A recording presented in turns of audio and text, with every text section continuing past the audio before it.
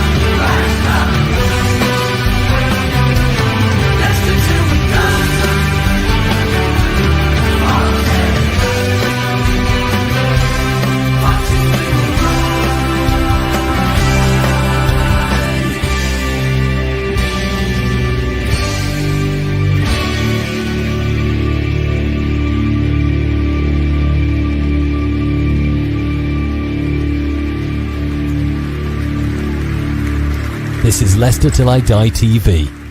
Watch and subscribe on YouTube and listen on your podcast platform.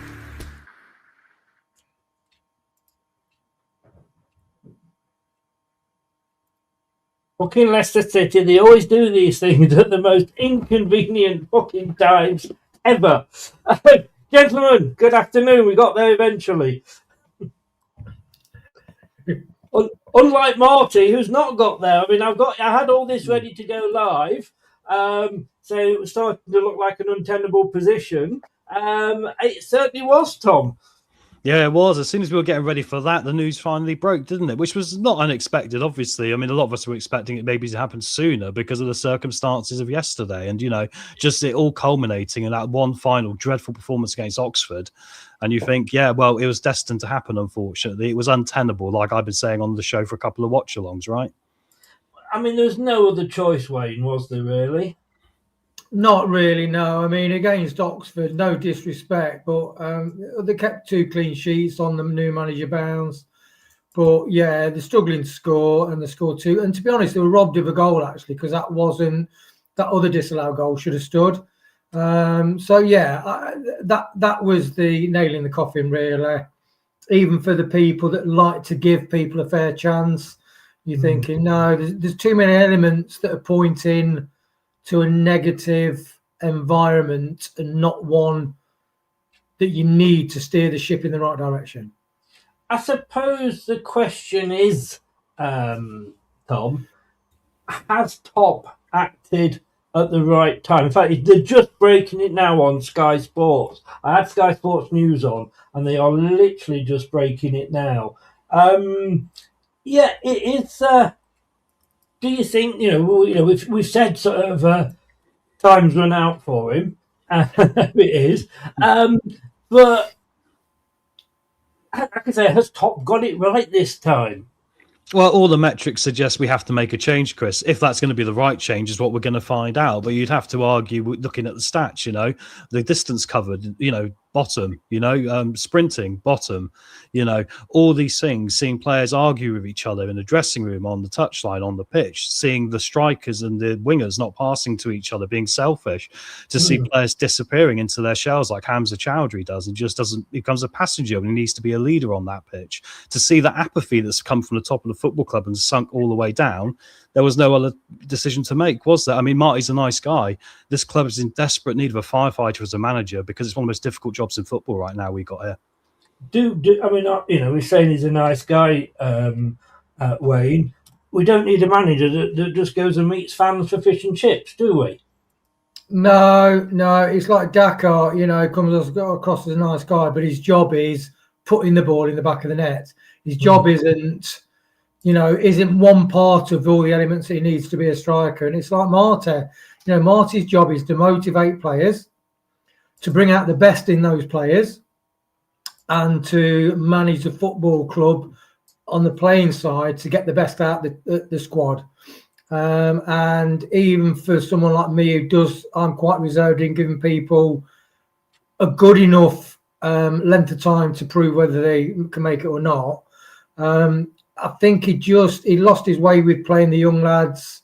He didn't give them enough chances. And I think the team spirit in the squad was lacking, even despite the clear outs. We could have had a stronger team spirit ethic generated, yeah.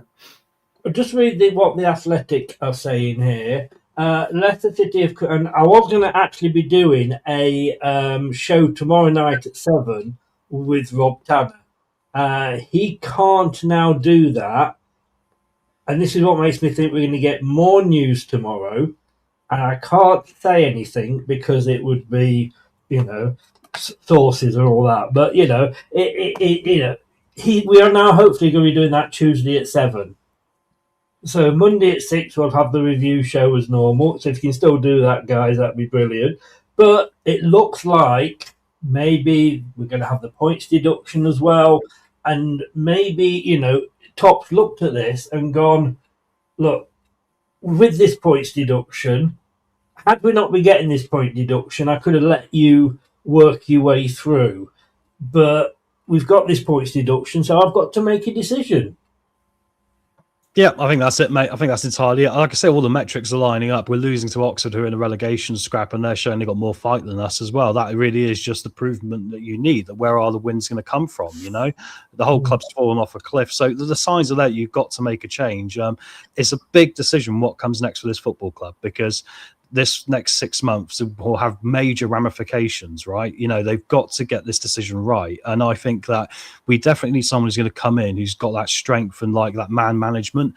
I think tactics, are one thing, but I also think the lack of the running is the concern for me. I think if we can bring these metrics up with a new manager, I think then we're in a position to, at least we can say, well, at least we're on the same running level as Oxford, as Blackburn, as Swansea, and then there's a little bit more to work on from there and make it simple stuff like Martin O'Neill did at Celtic. Simplify the game, take the pressure off a bit, because there's been a lot of heat thrown at players this year as well. And look, they're £14 million a year a richer squad than Ipswich. 14 million quid a year extra we play for our players in Ipswich Town do, which shows you just how ridiculous this situation is. So it's got to get back in line now, and everyone's got to take some accountability going forward. Well, the Athletic reported on Sunday that the club's board were holding talks over the former boss's future weighing that day, and Leicester prolonged their winless streak with a 2-1 loss to Oxford United the day before. First team coach Andy King will now take charge of the team on an interim basis, the club has confirmed in a statement on Sunday. It has been a difficult decision and not one I've taken lightly, Chairman Top said. I would like to thank Marti for the total commitment he has shown during his time at Leicester City. He gave everything to the role and worked tirelessly to help us achieve our targets. However, I believe this is the right step at this time to improve performance and results and to act in the best interests of Leicester City Football Club. Marti leaves with our flanks, blah, blah, blah, blah. Former QPR head coach Cifuentes was appointed as Bruce Van Nistelrooy's successor at Leicester following their relegation from the Premier League last season. He has led his side to 10 wins, 8 draws and 11 defeats, which in fairness, when I was looking at it, was actually better than Rude had, even if you put Rude and you put Steve Cooper together. It doesn't come as good as that. Where was I? They were knocked out of the Carabao Cup in the first round, League One defeat to Huddersfield. Cifuentes contended with a long list of departing players this summer, including Vardy, striker Julian Carranza, midfielders Jordan James and Aaron Ramsey joined on loan. Each of the relegated Premier League sides have had slow starts to the campaign. The Ipswich Town form has picked up. It just goes on then, just rounding things up. It is a case of where do we go from here? And look, I've always said I'm not sure if Andy King is ready for it, Wayne. But what I then said, I think yesterday or after on the pre-match was, let's give it him until the end of the season. Because if we're going to replace Marti with a actual full-time manager, head coach, whatever you want to say, it's going to be a case of, who's going to come mid-season? It's going to be somebody out of work, or it's going to cost us a lot of money, which we haven't really got in compensation. Now, if Andy King gets it till the end of the season, I think he could probably keep us up. And then we look at it and go, well, all right, did we survive by the skin of our teeth, or did Andy King do what he did in pre-season, etc., etc., and then we can make a decision, and we may not need to appoint anybody else. But my worry is, I know it's a long question here, my worry is that, you know, when you look at Craig Shakespeare, he looked to be the ideal manager to take us forward, and it didn't quite go right for him, did it? Although obviously different positions at the time. Yeah, and I think a lot of fans want guarantees. So when they appoint a manager, they want guarantees that it's going to work. I'm sorry, that's not sport. You look at all your Brightons, your Bournemouths, even your Palace. What's happening at Palace at the minute? Even Notts Forest, they're falling off a cliff. So every team is trying to point have the leading edge on things, whether that's tactics,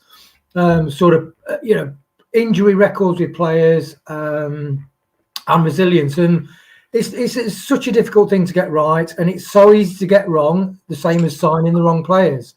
It's not, I'm sorry, it's not that easy. And I do think Marti has had a real rough stick to deal with with his team, because he's lost the heart of the first team, inverted commas, players.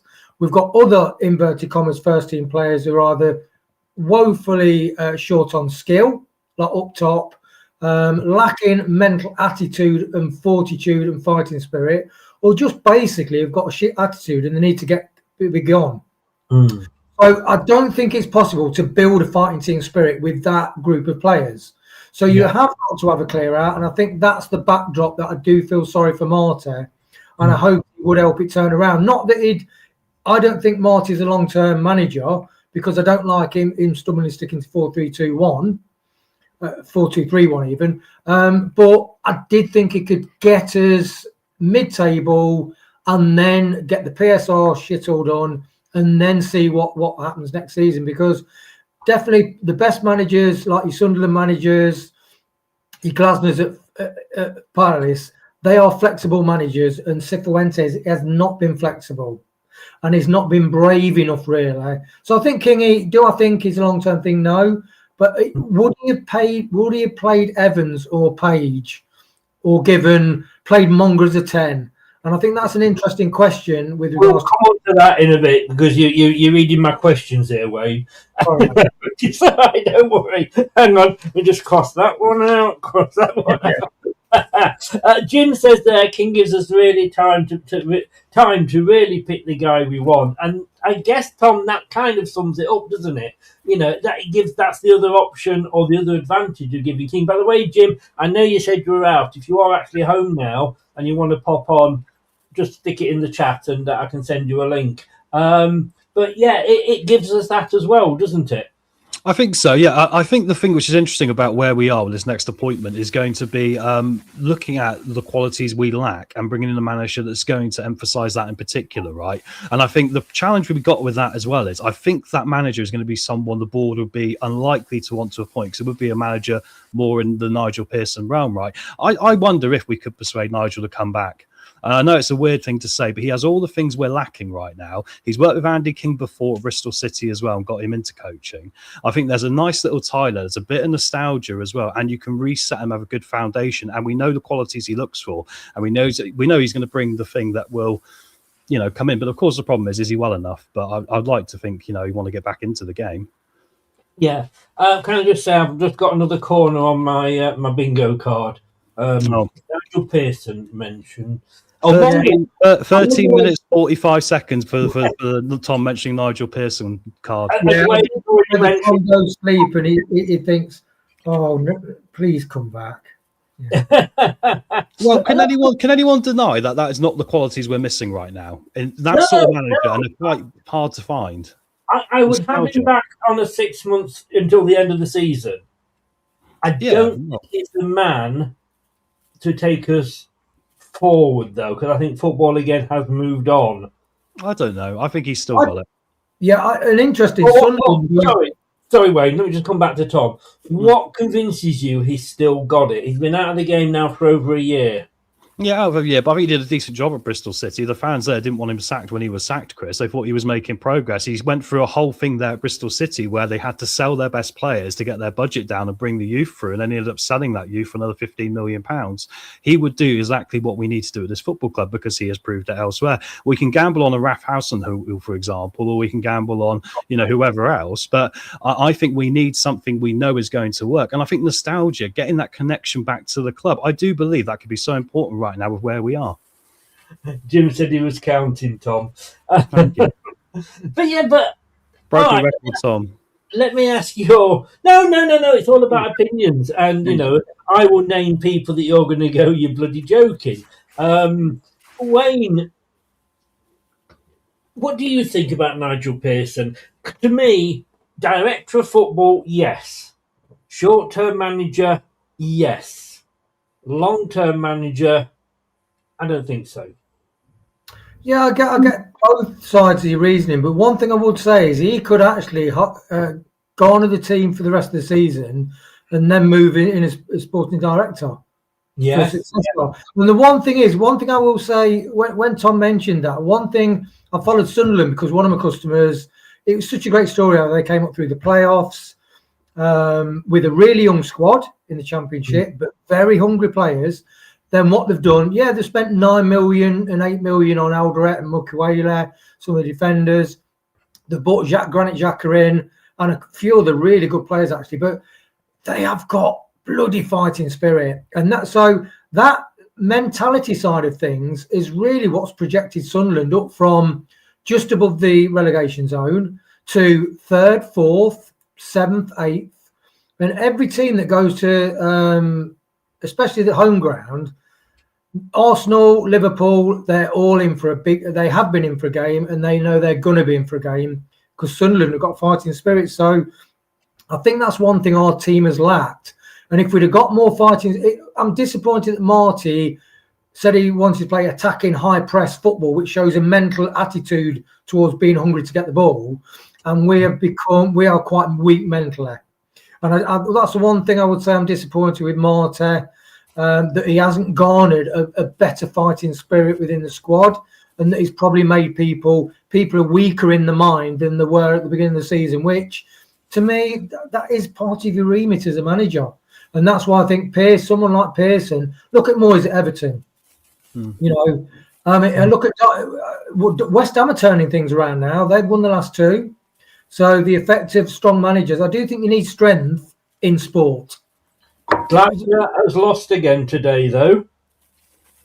Well, it's a bit of a car crash there because of his public comments, isn't it, really? And, selling players. I think the thing it shows us, Tom, is what a sticking the tail on the end of a donkey with a blindfold job appointing a manager is. Because years ago, these days, we would not have given Martin O'Neill the time he had. No. I think he would have been sacked when he was going through when we were going through the bad patch.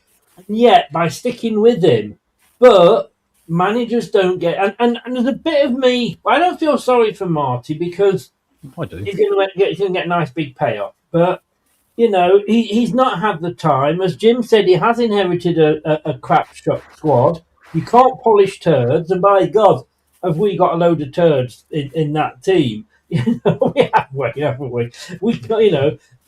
But there's not saying that another manager couldn't come in and change things round. I mean, that's first of all, answer that question. That question for you. It is a sort of thing with picking a new manager, isn't it? And they don't get time to sort of prove themselves. Well, here's the thing, right? I mean, the game sets the standard, right? And if you look at other managers who've come in and started the league this year in the Championship with a new team, the whole manager will be one of them. Where are they in the table? He's got many different formations. He's drilled his players. He's got them improving. I would say with Marti Cifuentes, throughout the games we have seen, we have never seen any sort of progression like this. We have seen a little jump, down, down, down, down, little jump, and the graph is actually doing this consequently, just with little bumps. It's like a ski jump for like black or whatever they call it. It's just not worked. I mean, there has been enough time for him to get his ideas across, and it comes a point, Chris, when you're in your post-match interviews and you just becoming disingenuous, and the fans can start seeing through it. The comments he made to the Mercury this week about how it doesn't take the fans 4 minutes to turn around on the players here because of the pressure of being a Leicester player, and like they completely misread the room. They completely misunderstand the problem. It's seeing people trying to pass off what has been poor football for a long time as being acceptable, and seeing what that's actually brought us in league position and results on the pitch. And it's staggering. It's like a gaslighting effect to try and get everyone on board. And I'll just say to the club again, look, no one's after you. We all want to do well here. We all want to succeed, right? I mean, you've been shown now your path has gone wrong. So we've got to flip it back to what we know and to get under control of it. And I do think as well, the thing that Marti got wrong, was it really wise to go into this season like struggling with a 4-2-3-1 from last year, where we really, really lost our confidence playing that formation after starting it a long time earlier as well?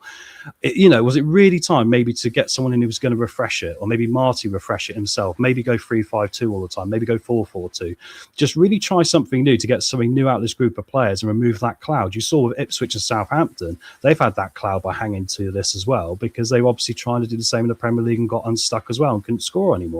You've got to learn how to score again, Chris. You know what I mean? And Ipswich are finally getting it, but it's taken them 30 games, hasn't it? I think that was a big mistake as well. I think we needed to change direction then, and this shows you what happens if you stagnate in things too long. They will just naturally get worse. They won't just stay the same. So rightly, it's been forced upon us, and now's the time. I'm sorry, I wasn't actually ignoring you then, but my phone's going a bit mad, and I've ignored most of them, but that was Rob Cameron, so I just had to send him a reply.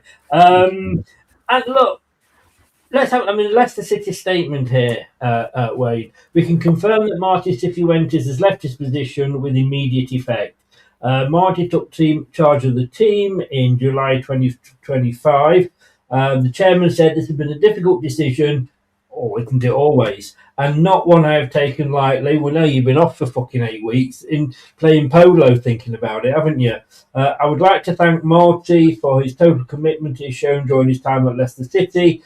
He gave everything to the role and worked tightly to help us achieve our targets. However, there's always a however, I believe this is the right step at this time to improve performances. Now, that's interesting to say improve performances and results, and to act in the best interest of Leicester City Football Club.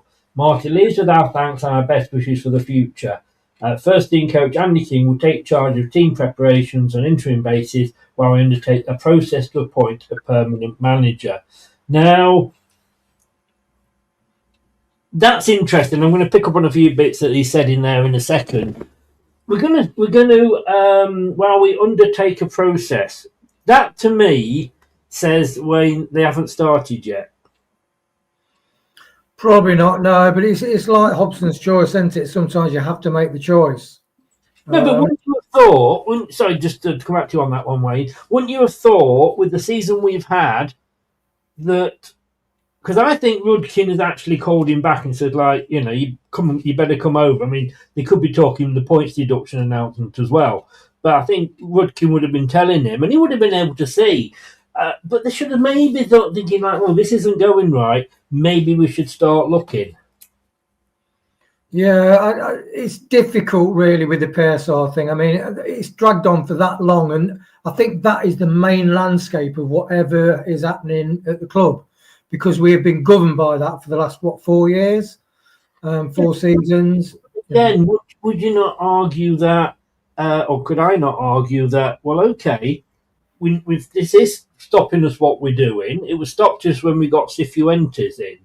However, we know that's the position, so let's have a short list of people that aren't out of work, speak to agents, there should be no excuse why if this was a business, any decent business, you would be sounding out people that could come in, shouldn't you, Wayne? Yeah, the one thing I would say with it, sorry, Tom, did you want to make a point? I just want to say quickly, I mean, that's something we definitely have to do, but that's part of what football is and what this new role we need to bring into the club is because look at Brighton. Whenever Brighton lose a manager or a player, they've got the next one lined up ready to come in all the time. It's part of having a standardization of standards in your club to go, right, we've got our shortlist. We know we want this type of manager because we've got these players. We understand the players. We've got the qualities they got, the contracts, all the rest of it. We also, with Seagrave, Chris, honestly, should look at growing our own coaches as well, as we are with players. We've got such a facility there to really emphasize all elements of football, including the analytics and the scouting. We've got all that facility there to use. We've got to make sure we get the most out of it. And that way, then we'll be able to build ourselves with the Leicester City we want to have going forward, and then be able to produce in-house the things we need, which is going to make things so much easier as the money to the top of the game keeps trickling up, right?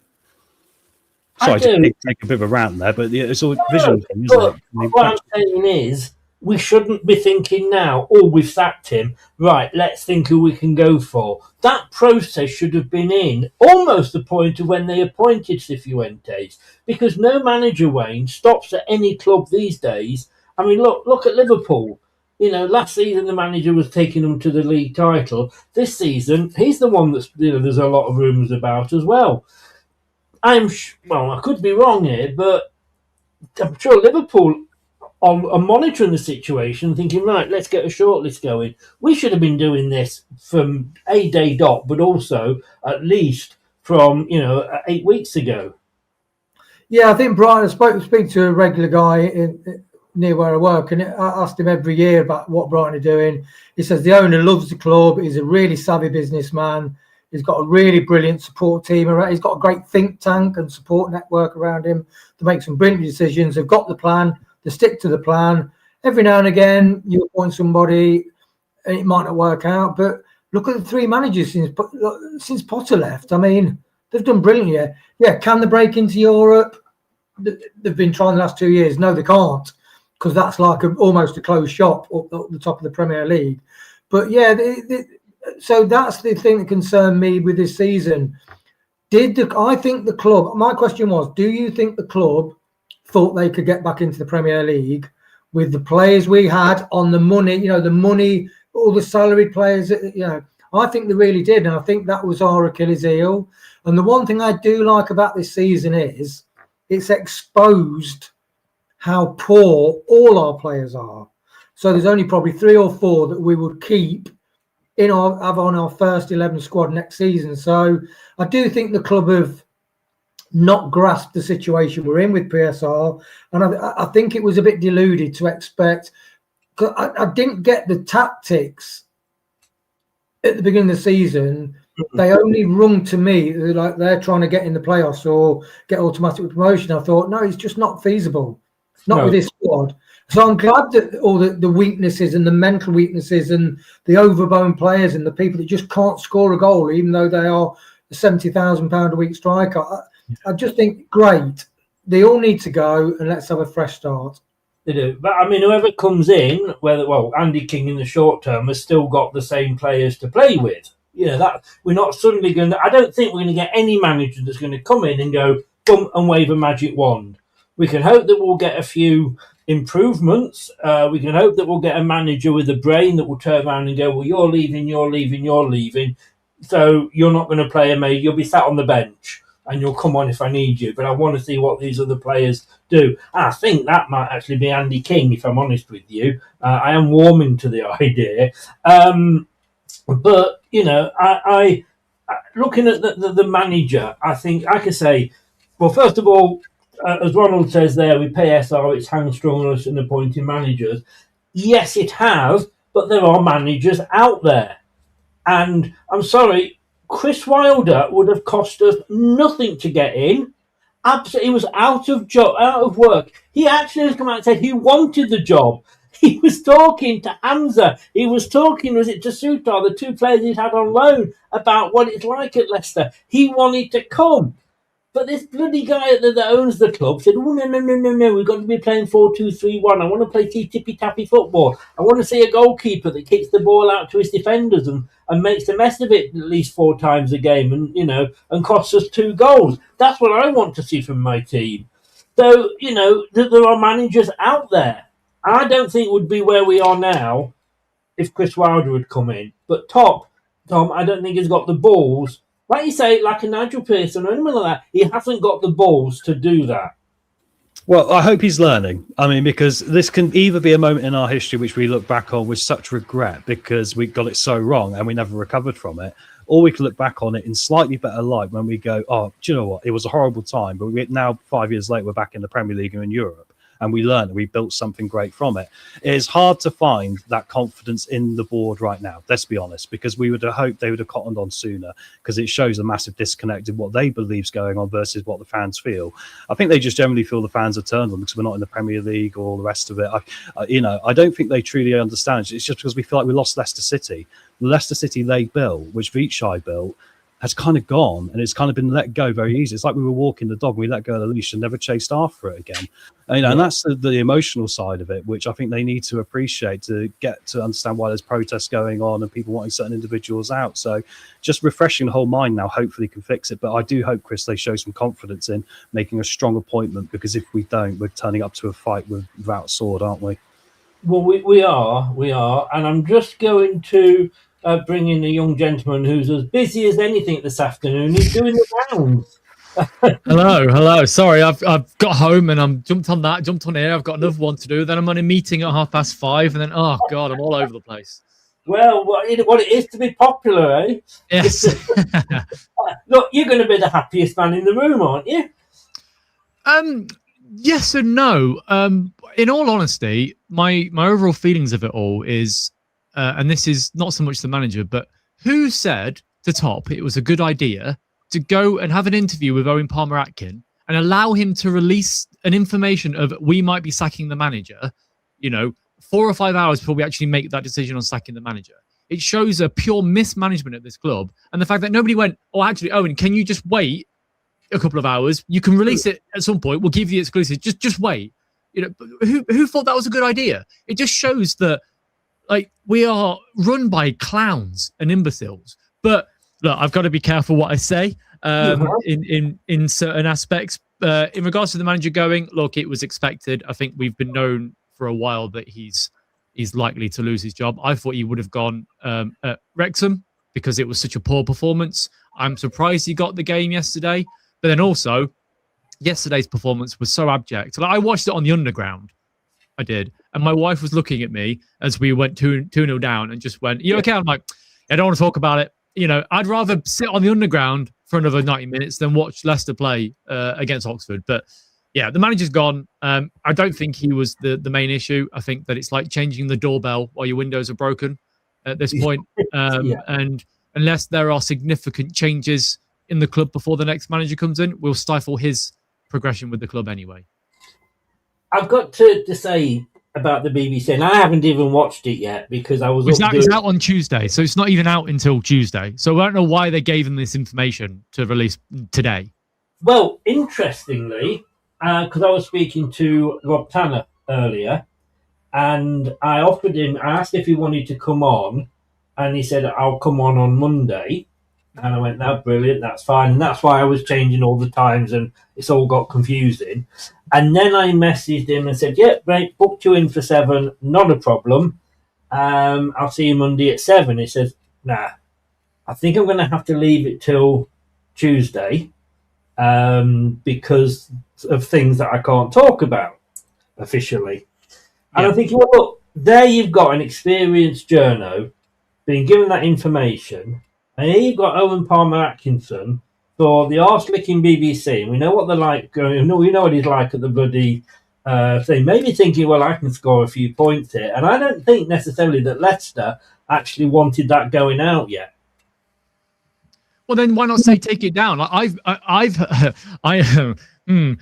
know what I can say here, but I've removed certain things from the internet because somebody's asked me to. So why haven't they done that themselves? No, I wasn't going to mention that. Oh, look, have you seen what's up there? Yeah, exactly. But then he's had an interview with Sky. He's done an interview with The Athletic as well. He's had paper interviews with other media outlets. They can't. They obviously there's an embargo with certain things. But why allow Owen, one of the premier sources on Leicester City, somebody that if he posts something, 99.9% of the time it is correct.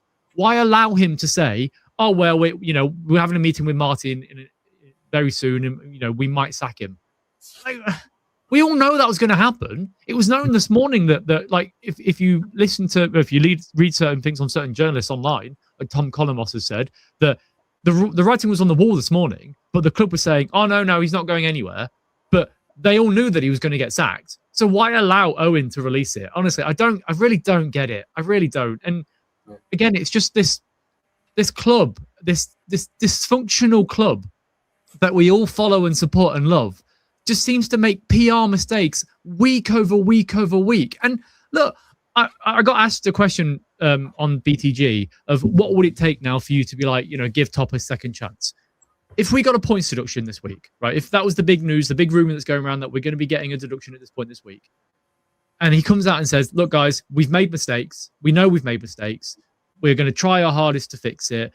We're setting an actual plan out in motion that we'll get the technical director in by this point. We'll get the new manager in, hopefully by the end of the season, if not the beginning of pre-season, before that anyway. And the new manager will then get a clean slate because we won't have those 3 huge losses on the books that fall off this summer. We've got several players out of contract that are earning too much anyway in this league, and it brings everything down. We'll have money to spend. If he came out and said that, we'd all be like, okay, fair enough. We'll give you time because you're now admitting that there's mistakes and we're going to move forward. But he won't. He'll bury his head in the sand. We'll fight the PSR breach and the points deduction. And we'll just be the same place as we are in a year's time with another manager that we'll give money to, but in 18 months' time, he's going to get sacked because that's the club.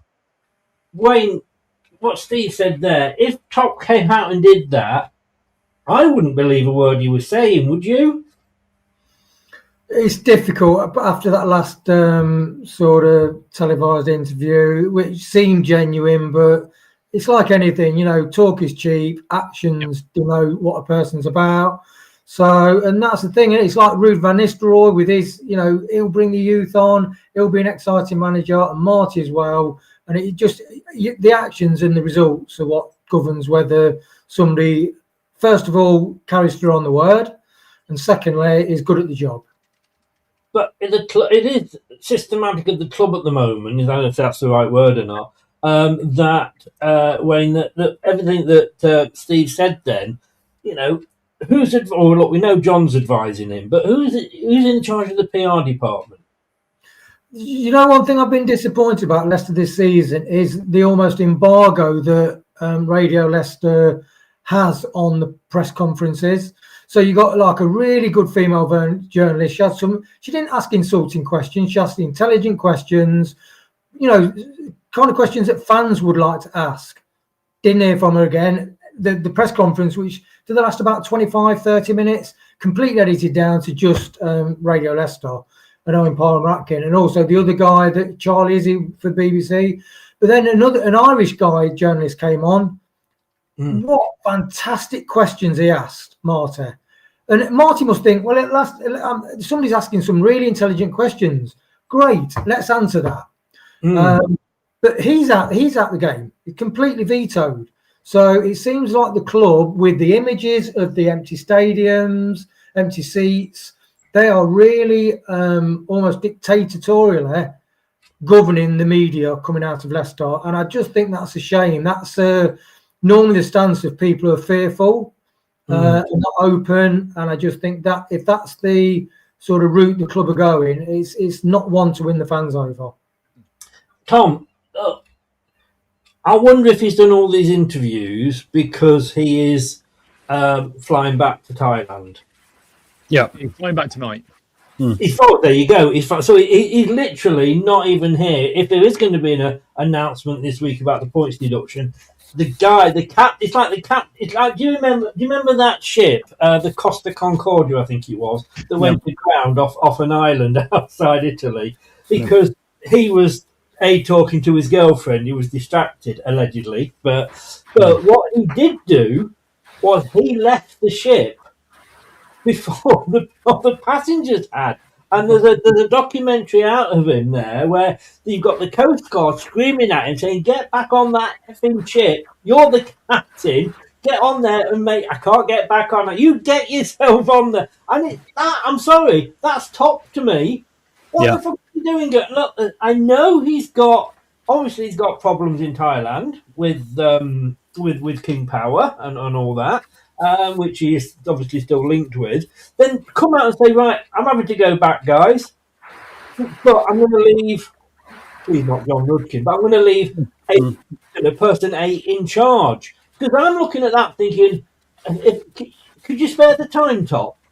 Yeah, it's a big problem, this, isn't it? And it gives the feeling that when Top's not here, which is the majority of the time, that the club is completely out of control. Like you say, the car's careering down the road. There's no one in the bloody driver's seat, and it's just going all over the place. So yeah, it's only when he's come back in this weekend, it seems to have been like he's had his eyeballs on it properly, and things might be happening, or at least, like you say, it gives off that vibe. And it's the empty words aspect, isn't it? I think it's great, all these things they want, but you've got to look at it and go, the easiest way to achieve this isn't by sitting in a chair and talking about it. It is by going out there and putting it into action. And now I've said I'm going to get this guy in. Why isn't he here yet? Challenge the people around you to make sure these demands and standards are being met. Because the reality is, the standards you put out at the top of the football club are going to carry through the football club. And that's what we've learned from every football club in this country, and any business in this country that succeeds. It's got to start from the top. So I really hope, Chris, they finally get the message this time. Because like I said, we want to be able to look back on this. It's like this was the last time we had to learn a very difficult lesson. But if they don't learn on it, then we're going to be stuck in this horrible cycle, and these next 6 months could kill this football club. Steve, I want to ask you a question that I was asking the guys before you came in. Should the club, I mean, they're just in their statement, we're going to start looking for, undertake a process to appoint a permanent manager. Well, shouldn't they have been already fucking doing that? Well, they should have been, but this is Leicester City, and we never think ahead. You know, I've been saying for years that realistically, what they should be doing, because you don't know whether or not your manager is going to get poached or if you're going to sack a manager, there should be a shortlist of managers that gets updated every 6 or 8 weeks in case one of the managers gets a new job on the list or dies or whatever, that you can then pick from. Because then at least that way, you know that you're picking from a list of 5 or 6 managers that play roughly the same football that you've got the squad for, and that would be potentially willing to come to the club. And even if that doesn't even include like the big managers, you could go to League One or Europe or somewhere, you know, somewhere that you wouldn't expect a manager to come from. But they don't do that.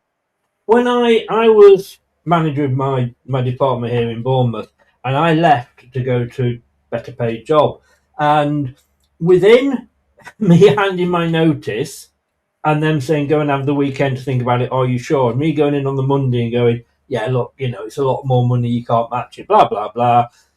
That was on the Monday. On the Tuesday, I knew who my successor was going to be. Yeah. Because they'd looked at the team, or they had been looking at the team, and my manager, the department manager, was so on top of things that she knew when I left who could do that job. Yeah. You know, and we should have, as soon as we took on Marti, we should have a list. And, you know, somebody, I think it was Ronald, said earlier, well, we've got PSR problems. Well, we know we've had PSR problems for years, so it just means that you work into a different budget. You know, as I said, my manager there could have looked and said, right, I want to bring this person in that I know from this company, but they're on too much money, we can't afford it. It would blow that department making a profit. So you look at, well, what's my other choices? It doesn't have to be a named. It can be somebody who's out of work. But they've got to get it right. Steve Cooper, last minute appointment, struggled. Marti. I've forgotten his name already. Marti Cifuentes, last minute manager. He's struggled. Yep. They have to sort of, and in a way, I'm happy for Andy King to run this until the end of the season. I think that's what's going to happen. I think if he picks up 4 points in the next 3 games, he'll get given the job to the end of the season. But then at that point, the club needs to make sure they have the technical director in place before the new season. Because at least that way we can, you know, hand in hand, he's going to pick the manager effectively at this point. So you give him that time to find a candidate that's vetted properly, that fits with the squad and has an actual structure going forward. Because if you appoint a manager now that give him an 18 months or 2-year deal in the next month or so, and we don't have that director in, if things don't go to plan in the summer and we're bringing in players that don't fit the manager, and then we sack that manager, we're just continuing the cycle over and over again. And you know, and as Scott just said in the chat, I've been an advocate for Dave Challoner for a long time. I think he's a fantastic appointment.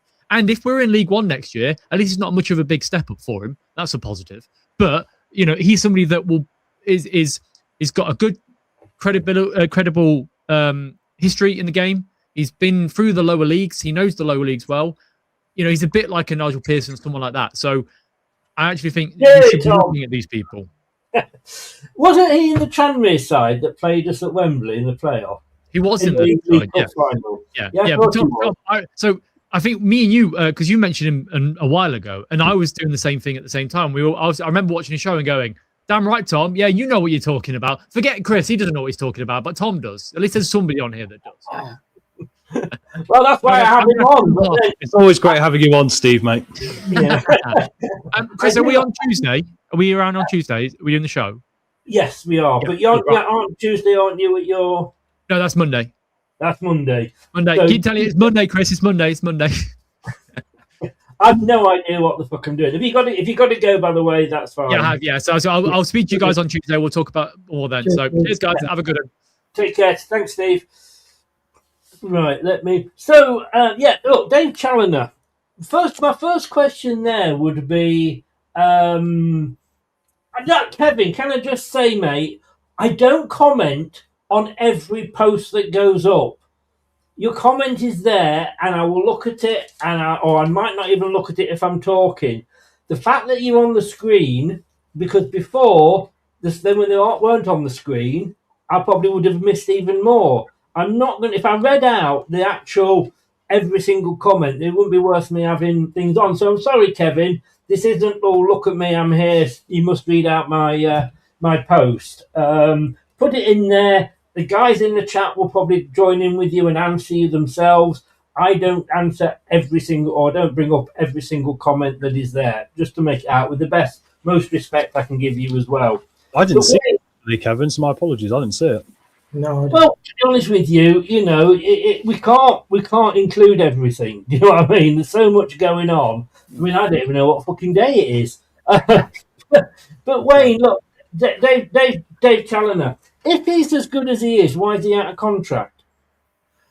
That's the question. I don't know much about Dave Challoner, but one thing further to Tom and what Steve was saying, I do think it's where the top can run the club, and I've always thought, you know what, it was everything was chucked at him. His business had the COVID, then they have to suck up to the royal family to keep the contracts, etc., etc. But what concerns me is if you read any sort of, I don't know, Richard Branson, Alan Sugar, whether you agree with their ideals or not, they have think tanks of people that basically sometimes tell them, I think you barking mad, or that's a shit idea. So they'll have a group of people that they respect, that don't always agree with, but you find with a good group of people, which they call a think tank, for instance, they will come up with better decisions quicker, and normally they're more productive. And what I'm concerned about is with, for instance, certain board members moving on, and only I'm worried about. I was worried about that dynamic, especially when you hear what Leicester people have said about those, the people in question, for instance. So that concerns me. And what concerns me is that this group, the think tank, whether it's 2 or 3 people, is coming up with rigid managers who play 4-2-3-1. And the Barcelona, where you look in the Premier League, Man City 4-1-4-1. Arsenal 4-3-3. They're all playing different formations. None of them stick religiously to 4-2-3-1. So 4-2-3-1 is a lazy, older style of managers that you can play if you've got the world's best players at your disposal. So I don't want the club to pick another 4-2-3-1. No. Yeah, no, I get that. But I'm just thinking, and Jim said there, Scott said there, he's currently in work. He is, but it's now January. If he's that good, the club should be trying to keep hold of him. But maybe that's just me, wondering. Thing is, it has to be early, Tom, doesn't it? Like I was saying with Steve, it has to be in there early because at the start we were saying, well, look, this is still his pre-season. This is the blah blah blah. So on the first level, they've got to get that right and get the guy in and get him. I think we've got to keep Andy King, even if he doesn't, get the job permanently, because he's that link, and that's what Shakespeare was when Ranieri came in. We have to get that right, but we've also got to look at, and this is what worries me. Basically, what Wayne said then is we need somebody that's going to look at it and go, I can adapt. More than that, somebody that comes in and goes, right, can I have a look at your staff and watches the games and go, do you know what your problem is? You, like Wayne said, you're playing 4-2-3-1. You haven't got the players to play that. Like I think Chris Wilder would have done. They weren't playing 4-4-2 under Sellers, were they? And No, and he's changed it because that suits the players he's got. I mean, can we have, well, basically what I'm saying, I think, Tom, here is could we just employ a manager with a smidgen of intelligence? You'd like a manager who understands many different systems, like we would, like the whole manager who came in this year, who's gone in there and taught them 3 different systems, and they changed them up. I mean, I always say this: it shocked me how they changed their system up to play us, or they just won a game, just to be individually different against us. Showed he had a lot of intelligence, right? Shows they're out there. I think the interesting thing about this King idea is that, look, I think sometimes life is odd in that life sometimes shows you the way, and sometimes you've got no other way you can go. And I think we end up in a position. This happened to Swansea with Alan Sheehan, didn't it? And they actually turned out pretty well. I know he didn't last the course this year, but he got off to a good start and kept them up. And I think there could be something to be said with Kingy for that. The one thing I would say as well is you can look at the tactics a bit too much in some ways. I think even I can do this for somebody who's a bit of a tactical sort of not expert, but someone who likes to look into it. I kind of go, sometimes it's actually beyond that. And I think if you look at West Brom, they've replaced the manager who plays the same tactics. It's not working out. You look at Norwich, they've replaced the manager this year playing the same tactics, and they're actually doing really well now. They put 5 past West Brom, didn't they, the other day, looking like they couldn't even get to the top half of the table yet somehow.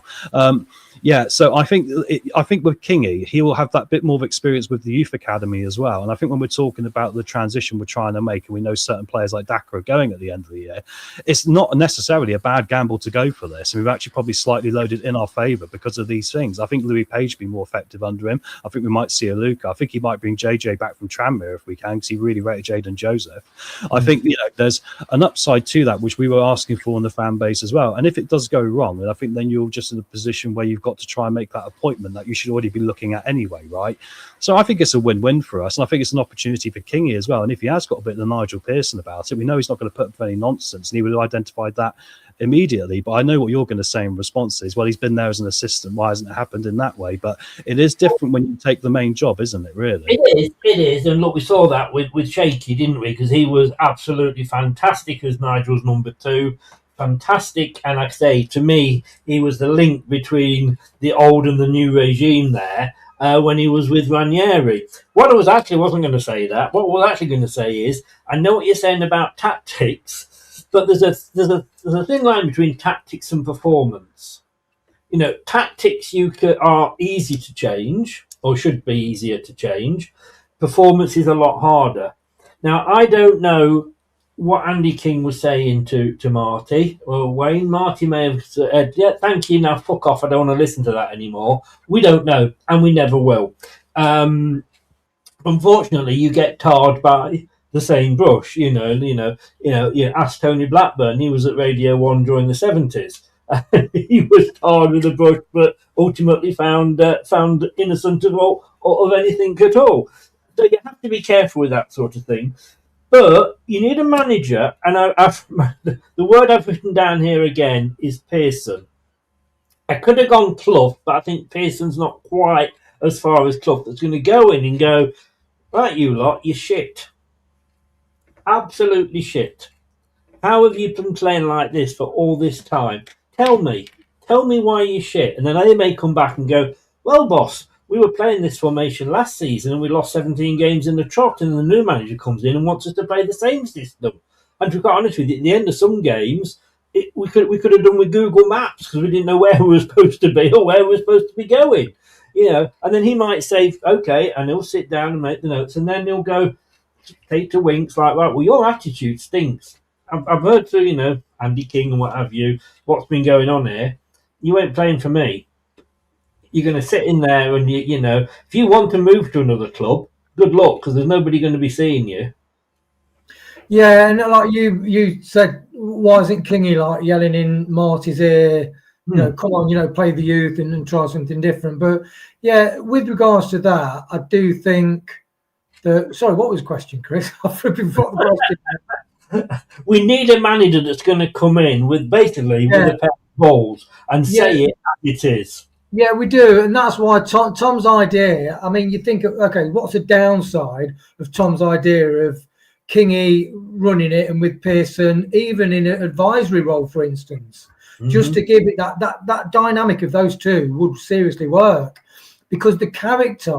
So you got the tactics that didn't work. The 4-2-3-1 sticking to that rigidly did not work. The players were shadows. Like Mongo was, as you said, at the weekend, is shadow his former self. Whereas the one thing is, Kingy would sing the praises and encourage the younger kids, because that's what he's been doing for the last however period of time. And Pearson knows how to build character. He knows how to get a group of ragamuffins. And that's the thing about Sunderland. Why this season was Sunderland 3rd and 4th in the Premier League? All the top clubs weren't nowhere near them. It's because they had character.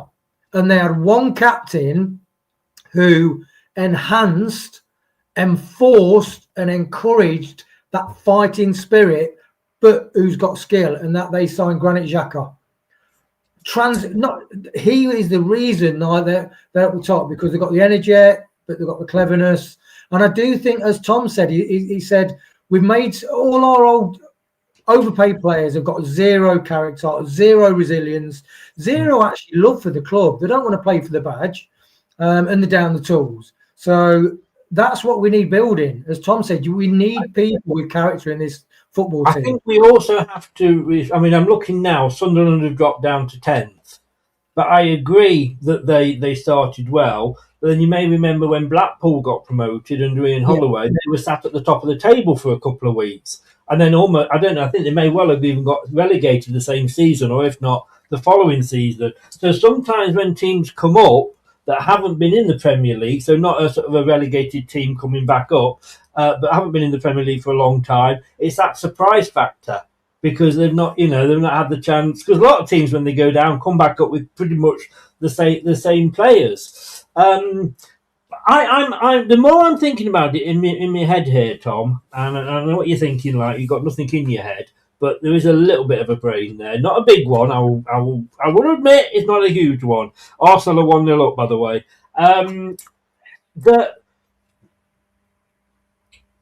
This Andy King till the end of the season. Yes, even if we have been looking, hopefully we have been at maybe a list, and we'll go through a few in a second.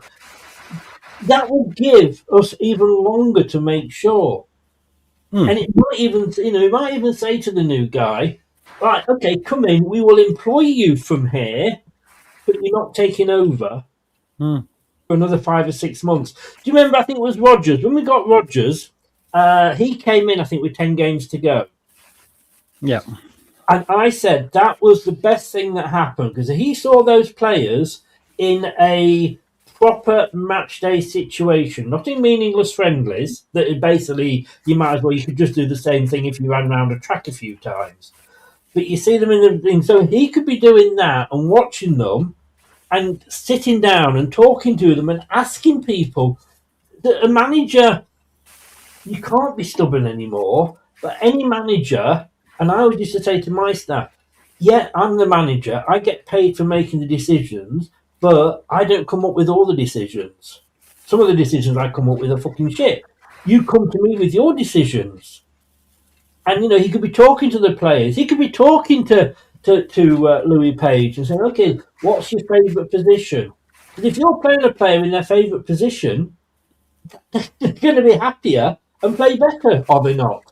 Yeah, there's been a lot of that this year because of the circumstances of the club, isn't there? We've had to play players out of position quite a lot because we haven't had any money to go replace anyone. I mean, the most important thing right now, ironically, is not actually replacing Marti Cifuentes. It's knowing what exactly is going on with our financial situation. As soon as we find out, hopefully tomorrow, all being well, that the club's either got this PSR deduction and it's all done with now. We've got past everything else, we can start again and rebuild the club financially. Then we know we've got a budget, right? And we can plan for a proper future. As soon as we have that, then we can go and attract the right manager. I think now for the moment, I think we're actually in a rather envious position, actually, because in theory, Andy King knows the academy players better than any other coach probably in the country, any other coach out there. So why not just lean on that side of it for the moment and go, well, we're in a position where these players are walking in the summer anyway, and we might not have a big budget to replace them. So now we need to look at these guys. We said we should have been looking at them earlier in the season, Chris, and we said it about Aluko in particular, haven't we? He never should have got chucked in against Southampton on the left wing back position. He should have been eased into the team over a bit of time. And there's a lot of other players like Evans you could argue the same case for. Maybe Will Alves should have stayed around after all, maybe Braybrook. And I think with that is the nugget of hope we have got here. And I think that buys us time to get the club sorted with the money, to get this new head of football recruitment or whatever it's going to be called in, football management, and then start getting this plan in place for the future, which is going to carry the club forward beyond just this appointment. I think that is the most critical thing right now. So good luck, Andy. Yeah, I mean, Wayne, I'm going to come to you anyway. Look, I think we need a manager like Jock Wallace. I don't think Jock Wallace would, he's a bit like a Cluffy, isn't he? I think the football has moved on. I get what he's saying, but you had your hand up.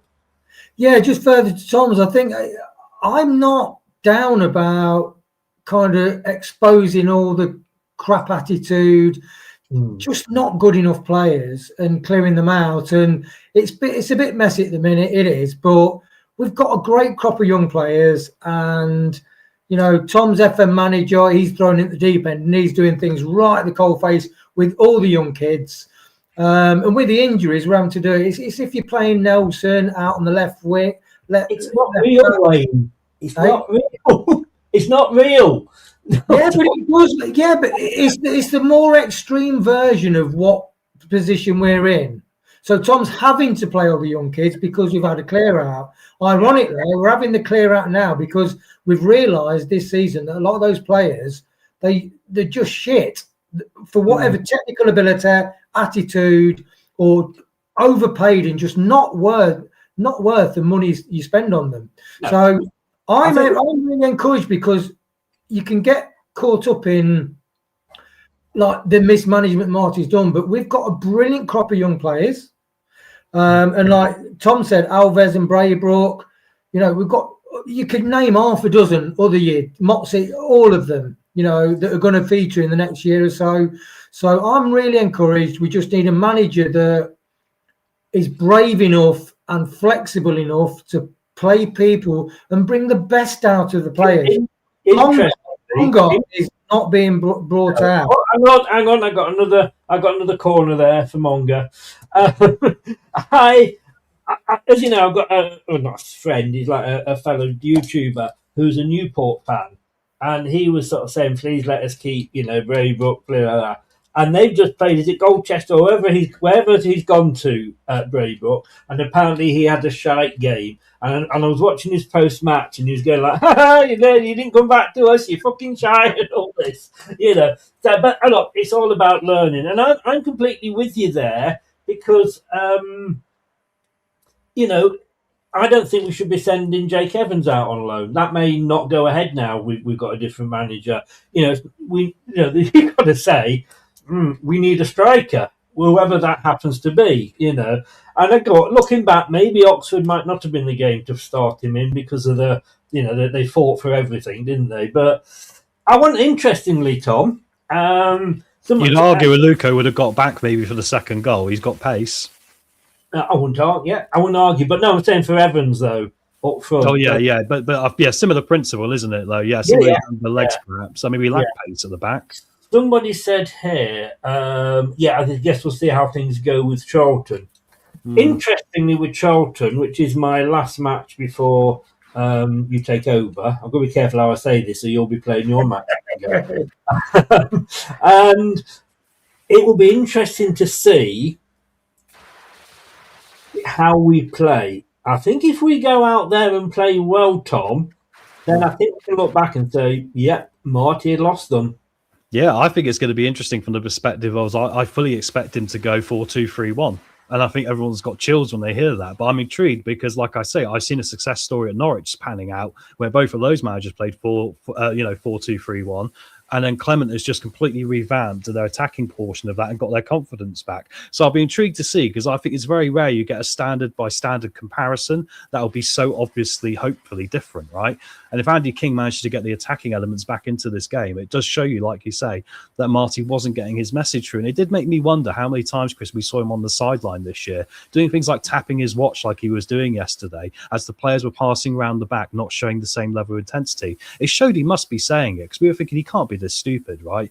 I mean, you can't not say this to the players, and then it obviously has become that, I think, if they weren't listening. But we have had history with that in this group, haven't we? The inmates running the asylum. It leans back again to the argument of we need a disciplinarian as a manager. They don't need mollycoddling these players. They just take the piss if they do.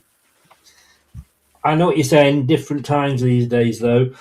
But you're saying that, Wayne, Tom was just saying then about him, doing like that with his watch. And I remember I used to work as a security guard, and this drunkard one night came up to me and said, "Oh, can I piss on your wrist?" I went, "Not on my watch, you can't."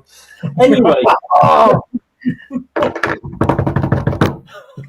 it's what they want. It's what they want. You be careful, I'll get the ham sandwich out. Yeah, I was going to ask if you're there a week, Chris, but you're not. You're pissing off somewhere warmer. No, this time next week I will still be here. You'll be pleased to know. Interesting. Right, let's say Andy King comes in, and everybody's been shouting for Andy King. And let's be honest with you, and I had a go the other day about somebody wanting, ex-players always as the manager, etc., etc.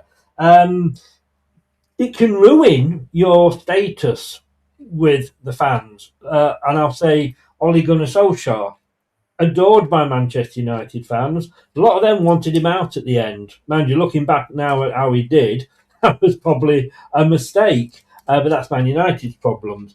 Will the fans turn on Andy if he says, "I'm still playing a 4-2-3-1", which I think was what he was playing pre-season, wasn't it? But then again, when you look at those last few games, we know Marti was in the stands watching, or through the window, and maybe said, "This is what I'm going to do, so this is what I want to see from you." So how will Andy approach that, and how will he handle that if they do start turning on him? That's an interesting question, Chris. It's like one thing I wanted to ask Tom was what team. It's like when you guys talk about, okay, you and Kate pick your 11, everything like that. It's quite a different landscape now, because you're thinking, okay, so what is he going to do? What formation will he play? Yeah. Will he really? It is a very good question, Wayne, and stop avoiding it. They're giving me the answer. Well, let's hope he doesn't. Let's hope he doesn't, because look, your reputation's on the line. If you're in this, Andy King will end up. He wants to be a manager of a football club. That's the bottom line. This is not the end of his career. He wants to go progress further, or he should do. You put the neck on the line. You pay the money. You put the neck on the line. You make the decisions. You say, I'm good working with players, everything, and that's the thing. And the bottom line, Marti. I don't feel sorry for him, because who's just been sacked and he's on Amarin for Man United. We're chatting in the pub having a pint after football. £10 million payoff. I don't feel sorry for managers. I'm sorry. They're not like workers who get sacked and then they get, they're out of work for 6 months. So, look, he will want to do well. He will believe in what he does. He'll believe in what he's done with the Seagrave kids. And let's see what his onions are, whether he will shrink under the lights or be brave enough to play more of the younger lads and play different systems. You're making up your own sayings now. Let's see what the onions are. Have you heard that? See if anyone's got the onions. No, never said that at all. Have you, Tom? Is it just me? No, never heard of it, mate. I think No, I think he's had a few. I literally thought, is that what he said? And I just went, no, he can't have said that. No. Right, let's look at this other thing then. Somebody, as has just said there, we were shipped from the first game of the season, looked awful week in, week out. And I was giving him a lot of time going, this is his pre-season. He hasn't had that, but you couldn't keep going on and giving him time, because we've played 28 games now. He didn't know what he's fucking doing by now. Did you know? Was there a drop off from? I mean, I was just looking at the pre-season friendlies here. All right, Fiorentina. You could argue they probably didn't put out the strongest side. That was the one game we know he was in charge of. We beat Peterborough. We beat Leuven. We beat Salzburg. We beat Karpalev, and we lost to FC Köln, who were probably the hardest team that we came up against. But we won 5 out of 6 pre-season games there. Then it came to the season. We won our first game, lost 1-1, and then we went on. Do you remember that 4-game run of draws? And everybody was going, this isn't bloody good enough. 4 draws. We'll fucking take that now, wouldn't we? Oh yeah, totally. Yeah, it's been really bad. It's right. It started really bad, didn't it? But it's somehow got worse. It's a remarkable thing that's managed to happen. Az has put another comment there. Look how bad we were against Sheffield Wednesday, and that was the first game of the season. We were 1-0 down. And we needed 2 corners, which I called at half time famously. We need to score from corners if we're going to get anything. We luckily did it. But, I mean, we didn't deserve to beat Sheffield Wednesday. Wasn't that the first warning sign of this season when they're bottom of the league and they haven't got a win, pretty much? I mean, it's hideous, isn't it? So look back at it now and go, it was literally flashing at us from that moment. It seemed to just regress. And the crazy thing is, the only player that seems to have got any better is Skip. However, I will say, I think we've been gaslighted so much by how bad the football's been. We sort of got acclimatized to it after about 5 or 6 weeks. That I actually think he's probably still only a 6 out of 10 at best every game. There's still more he probably could be, and he's the only one that might have even ascended. I think outside of that, the players have regressed. I think the players' attitudes have also got really difficult. I think that, just looking at Mavididi and his frustrations recently, I mean, he looks like he wants to be anywhere else, doesn't he? It's just utterly insane. So yeah, I mean, there's just so many things, Chris, that have gone wrong with Marti, and I'm just glad we got here, but we need to improve massively, as we are in relegation trouble. The first 14 games, we only won 4 of those. In the last of those 14 games, in the last 1, 2, 3, where are we? 14 is there. So in the last 4 of those, we didn't get a win. We've not done. Have we done a double over this season? Nobody. There's a surprise. Oh no, 1. Sorry, Derby. We did a double over Derby. I mean, is there enough there for you to look at it and go, well, how we played under Kingy, Tom, to how we played under Marti when he started? Even then, you're thinking, "Oh, this has dropped off." I know hindsight's a marvelous thing, but would you say those signs were there even then? I think so, because I think Kingy's team, especially the younger one he put out, looked actually the most positive team we'd seen all season, including the actual season now we've seen, Chris. Because if you look at the energy they played with, I think they conceded a daft goal, didn't they? Then they immediately just fought back and got one back. I mean, that's the only time this season we've seen Leicester do that. And it happened in a pre-season game for the academy prospects. So I think there is a little bit of hope to hold with that, especially when it fits our, the position we're in of having to lead the young players in now. So I think you're right. I think somehow Andy King actually probably showed in pre-season he had a bit more nous about him than the manager ended up having. He managed to recess it in the game and make it much more defensive. I do remember when I was watching one of the pre-season games, Wayne, and I went, bloody hell, there's 2 halves to a pitch. Under Rude, we only ever played in the 1 half. And then it kind of ended up like that again. I mean, of all the wins that we've had 10 wins this season. And the wins that we've got, how many of those would you say we actually deserved? Not many, Chris, to be honest. And we've not many at all.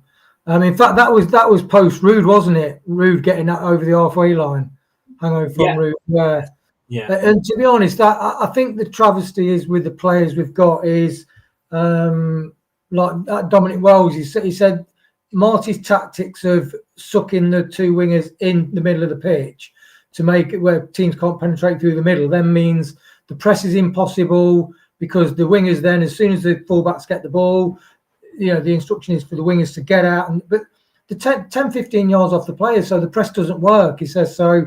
There's certain elements of what Marti's trying to do, and it just does not work. But any manager worth his salt looks at it and goes, "It ain't working. Maybe after 28 games, I need to look at something else." Yeah, and it's the whole thing about Tom saying 3-5-2. You know, because the thing is, when you play two people up front, you occupy three centre halves. There's no question about it. They will not leave two centre halves on two attackers. Full stop. And that's the game. All the managers, that's the game. How are they going to, like Tom mentioned about tactics? When you're playing against teams 4-2-3-1, it's interesting. But then you play against a team that's 4-4-2, 3-5-2. So are you going to change your tactics? Because the idea, all these managers are trying to outnumber, and that's what Enzo said.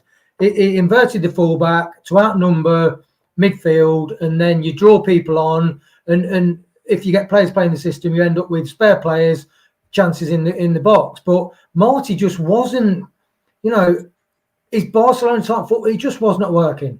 Full stop. No. And players were playing to 60%. Even the ones with a good attitude were operating at 60% output because they're just in a system that didn't work. Definitely. And look, you know, we're saying about these formations, Tom, and you look and you go, what does Top want? Does Top want a team that plays beautiful football or a team that wins? West Ham have this thing about they must play the West Ham way. I don't know if everybody's heard of that, but they call it the West Ham way. Now, David Moyes didn't play the West Ham way, but he won them a fucking European trophy. And they wanted him out. You know, but Everton fans are laughing at them, and he would never have come to us because a lot of people were saying, "Oh, we wanted Moyes." He didn't want a relegation battle because that's all he'd been in for the last three teams that he'd been with, and but he went to Everton because of the past links. But fewer and fewer teams are playing this 4-2-3-1 now. But again, it's about a manager looking at what he's got and going, they can't play that. We'll try this. When we went to that second half against the first Sheffield United game and we swapped it at half time to a 3-5-2, and we came back into that game from 3-0 down, and we had Chris Wilder panicking on the sidelines. Yeah. Again, any normal person would have went, "Oh, that worked." A bit like, in fairness, a bit like Nelson. Right, he not the Admiral, the footballer. Nelson, not the tall either, Chris. Right? Yeah, but you look and you go like, why was he playing left back? Because we'd been shouting for Thomas to be shit, and we wanted him out. We hadn't been shouting for him to be shit. He was shit, and we were shouting for him to be out. Is what I should have said. And then he put Nelson in there, and he got that worked. So I actually understood why he went for it. So he can look at things and go, there we go. I just think I want a manager. We've had three managers in the row, Wayne. Tom, sorry. Three managers in a row. Oh, no, we haven't. Two, because we had Steve Cooper that have tried to play this 4-2-3-1. Do we not need somebody to come in now and go, we need something different? Yeah, I think that's it, isn't it? I think the one thing the club has to learn from this is to look around at what other clubs are doing and go, well, they managed to secure a better manager than we did, who's had a lot more versatility for this league, and just really build off the fact that they've got to learn from these things around them. The thing that concerns me, Chris, is we've seen a pretty shut off vision from them so far, haven't we? It's been their way or the highway, and any noise has been shut out behind, blacked out windows on cars and all the rest of it, pretty much. It's been silence. And I think if they could just take those blinders off for a minute and have a look around and read the room a bit better, I think then they would actually start making the right decisions for the football club. I think it is important to them. I think, a lot of the distance might be because of this fear of, how bad it is, and having to face it is difficult, but that isn't an excuse. You've got to face it anyway, right?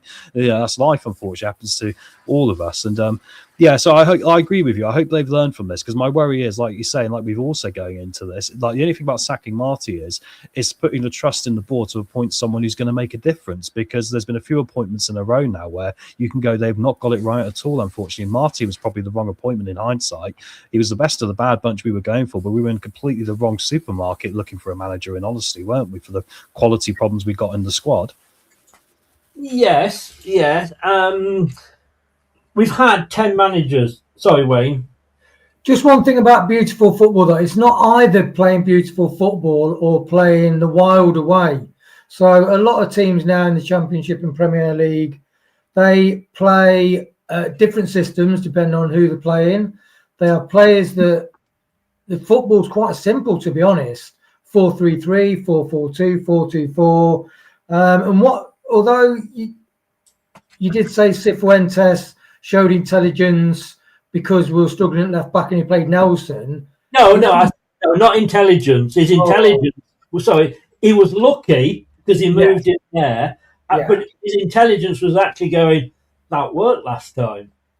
Well, I actually think that shows a lack of intelligence, because Nelson has come in. So we've had Faz, we've struggled for two centre halves, regular centre halves. All of a sudden, Nelson and Akoli are in, and they are stuck. You can see, we're building something here. We've got two centre halves that, if they carry on for the rest of the season, they can be our two centre halves with another one fighting for the place, and we're on. And so Nelson is a quality player, and Nelson could play on left in midfield or central midfield. He'd be a brilliant player. I just thought it was lazy for Marti to play him. He could have played Aluko and played Nelson in the centre. Or even play. So let me counteract to you and go, well, all right. Last time Aluko played, he didn't have a good game, and his main position is more of a right back, although he can play left back. He wouldn't have had to worry about that if, in fairness, Thomas had been playing well. We were all shouting for Thomas out, so we did need somebody in there. And we've just come off a game where Nelson did all right. Why not leave him in there? Because the guy that's coming in to replace him is probably our best defender at the moment. Can't necessarily believe I'm saying that, but Vestergaard. Yeah, I get that, but it's like Nelson. So Nelson went out. Was it a bad game in the cup and he got dropped? You know, you're thinking, no, I don't agree with that. I'm sorry. It's like Jim says. You know, you let the young players play. They will make a mistake. They will make a mistake. I'm sorry, you can't. You know, it's not fair and it's unreasonable. It's not realistic to expect they won't make a mistake. But the fact that Nelson didn't make a mistake. Nelson hadn't made a mistake. Nelson was doing all right. I've sent a message, by the way, in the private chat, guys. Yeah. Nelson hadn't made a mistake. He'd been all right there. So actually putting Aluko in, I would have said, forget Piera, put Aluko in at right back. I would have said that. But at left back, we hadn't got. Cheers. I know talk about the game or what have you, Tom. You know, to me, it makes sense. It makes sense because you drop Piera, you put Aluko in at right back. But look, we're talking tactics here, and you know, we'll be here until midnight. Tom. 10 managers now, the next manager, 10 managers in 10 years. We're Watford in blue, aren't we?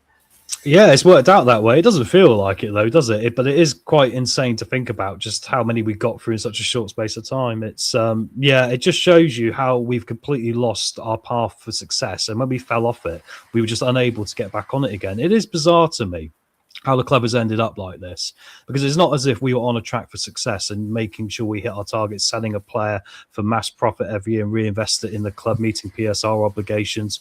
And then all of a sudden, around the time of Yuri Tillemans leaving and then Cifuentes leaving and all that, we just completely lost it, didn't we?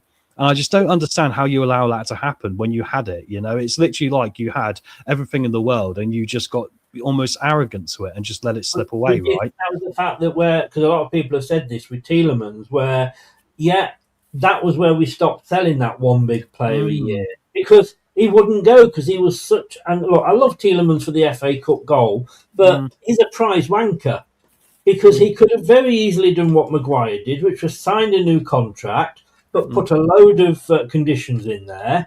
Yeah. Maguire signed that contract knowing that Man United were interested in him. Again, Yeah. maybe this was, Susan Whelan leaving and all that, although she was still there then, wasn't she? But yeah, I'm thinking like, sorry, mate, you could have easily done that if you'd wanted to, if you'd loved the club that had given you this opportunity. But there we go. Well, I'm just looking back, Wayne, at our managers going back. Marti Cifuentes, Ruud van Nistelrooy, Ben Dawson. You might remember he played for one game when he played exactly the same as the guy that had been sacked.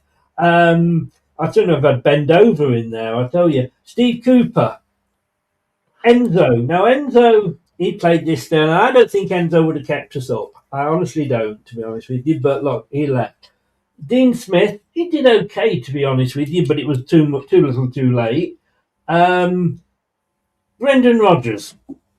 And look, we do know that life under Brendan was good. All right, again, you could say that a lot of what he put in, like, getting rid of the medical team and everything, Dave Rennie, wasn't good.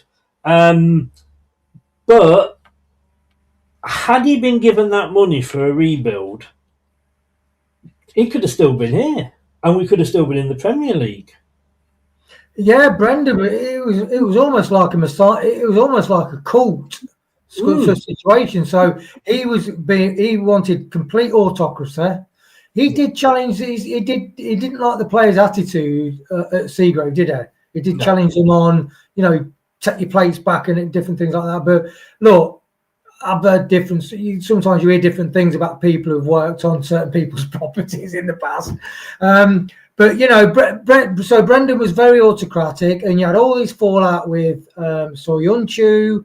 But the trouble is, he did change the format of the club. But I'm sorry, but all his fans were almost intoxicated with the football because, honestly, I mean, we used to go toe to toe with Man City, Liverpool, Arsenal, all the teams, and play them toe to toe at brilliant football. It was the best football I've ever seen as a Leicester supporter. And we forecast to finish 8th, and we got relegated. And like Kieran Maguire said, the 4 seasons previous to when we got relegated, the PSR hit because we got relegated. We spent budget for finishing 8th, and we got relegated, which would blow the doors off the van. The 4 years previous, we were the model Premier club.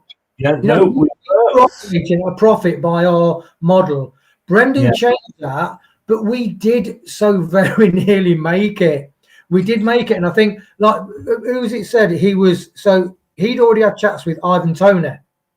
He'd already had chats with Noni Madueke, and there was another players, and you think what those players have done since. So that's players that Brendan was trying to bring to the club, and we couldn't keep Lookman, for instance. No, the problem is, I'm just going to go to Ronald's comment there. If Brendan wanted to rebuild, he should have gotten rid of the deadwood.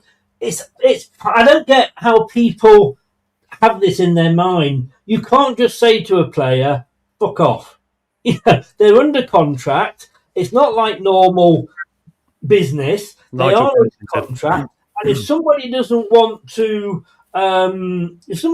buy somebody, what can we do? And we can go to them like with Winks. We can possibly go to them and go, hey, we'll buy you out your contract. He doesn't have to do that. That's what agents are for. It's like buying and selling, like you've done in your career, Chris. It's trying to sell your client. I mean, fucking hell, Wout Faes ended up at Monaco. I mean, come on, that's an upgrade from Leicester to live in Monaco, isn't it? I mean, how did you get that? He fell on his feet, didn't he? He's got a good agent. Yeah, but what I'm saying is, if the player does not want to leave because he's on a nice, comfy number, the agent isn't going to convince him either. No, this started with Jack Rodwell at Sunderland, didn't it? Where he famously took them down to League One as well and wouldn't get off his 80 grand a week wages, which at the time was bankrupting to the club. So, yeah, there is precedent. We are in that position now. I mean, Bouba Samari's on about that, isn't he? Unless he had a pay cut with relegation. So, yeah, I mean, that's where the club's got to learn blooming quickly because, the fact we spend 14 million a year more than wages in Ipswich Town should be the biggest red flag of all about the level of performance we've seen this year, especially from the running and effort. They should at least be number one for running and effort, shouldn't they? Yeah. Well, you would hope so, but look, I'm going to say to Azza there, under contract on high wages that nobody else would pay. Yes, we had won the Premier League, but we were still Leicester City. You know, if Ronaldo is thinking, oh, I'm going to go and play in the Premier League again, would he have come to Leicester City? No. You know, he would have still gone to Man United, who had not won anything for years because they were Man United. So, you know, we've had to pay the extra wages to get them to come here.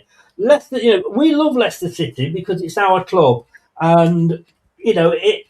But fans, you know, players don't look at it and go, who really says out there, I really, really, really want to play for Leicester City?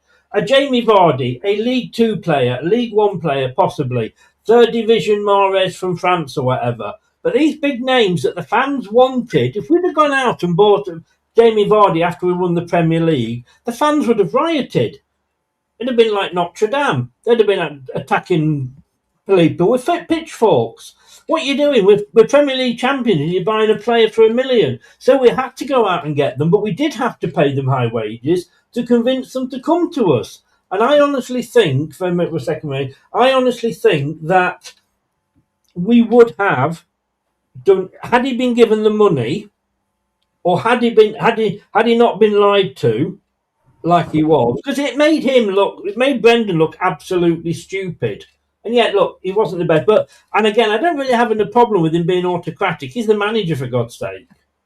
You know, you've got to let the managers do what they want. Very quickly, Wayne, and I'm just going to go on to one last topic. Yeah, it's like I said, though, what it was, like Kieran Maguire said, so Leicester were the model of like selling to operate on a profit year on year, apart from the year that got relegated. But he said what Leicester did, he says they paid £116 out in wages for every £100 coming in. Yeah. He says, and the average is 70% of your income goes on your players' wages. So we not only changed the format of who we signed and whether we sold or not to try and get into the Champions League, but I mean, in business, I'm sorry, you can't spend £116 on costs if you've got £100 coming in. That is a way of bankrupting a business. It's an insolvent business. And one thing I did say as well with regards to that, he said the other thing is, he says, so 70% is normal, but what a lot of other clubs do, including Premier clubs, they will perhaps do 50% in wages, but then they'll heavily incentivize those players. So whether that's on points, goals scored, so they don't offer them the full money up to their value. They offer probably 50, 60%. And then the other 30, 40% is based on performance. It's like you're in sales, Chris, performance related. Yeah. I would never take a job that did not offer me a decent basic wage because I've got a family and I wasn't, you know, I went for a job once and I sat there and I said, what's the wage? And he said, it's commission only. I said, why didn't you put that in the advert? He said, why? I said, because I wouldn't have fucking applied for the job. I'm going to go anywhere that's not going to pay me a set wage because you're not showing any trust in me whatsoever. And what if I miss by £1 and I don't get me wages for that month or week or whatever? I said, no, I said, to me, that's a joke. That's cowboy companies, to be honest with you. But we had to pay those wages because people did not. You've got to understand, as much as we love Leicester, other people don't. David Beckham, let me just say, David Beckham, when he was talking with his wife Posh, and they're in the news at the moment, said to Sven-Goran Eriksson, when Sven went to him and said, are you going to come and join me at Leicester? Come on, I can get this contract, blah, blah, blah. And I think it was Posh turned around and said, could you really see me in Leicester, Sven? And, you know, that we have to accept that's what we are as a club. We've only won the Premier League once. We've only won the FA Cup once. And people will go to a Liverpool who are struggling this season, to a Villa. They will go to those clubs because they're big, established clubs. Looking very quickly, then, I'm going to round this up. Some of the managers that are coming out of contract, unfortunately, a lot of these that are due to come out of contract, we probably couldn't afford. Oliver Glasner, his contract we mentioned earlier runs out at the end of the season. Would he come down to the Championship? Why? Marco Silva, interesting. Didn't used to rate him, but he's done all right with Fulham. He's kept them up, and he might, I think, come down. Adiola Irola at Bournemouth. He's done marvellously at Bournemouth. He wouldn't do it. Thomas Tuchel of England, yeah, that's a no. Pep Guardiola, Manchester City, I think that's a no. Because I think those managers, I don't think could do it without buying the big names. An interesting one here that we used to say we wanted, and this is maybe how far we've fallen, Mauricio Pochettino. Chris, you're looking at this list like a guy that walks into like a nightclub, sees Claudia Schiffer and goes, fuck it, I'll give her my number. Yeah, no, that's what I'm saying. Exactly. I was saying I think out of all of those, there's only Marco Silva possibly. So it means we've got to look at managers that are out of contract, and it is always the same ones. And I'm going to look at your reactions here as I go through these names. So these managers haven't worked. So this manager hasn't worked since July 2024. Gareth Southgate. This one we won't get. Zabio Alonso. Enzo Maresco we won't get. Joachim Low. But July 21. You know. No, we don't. He puts his finger. Apparently, the guns. Anyway.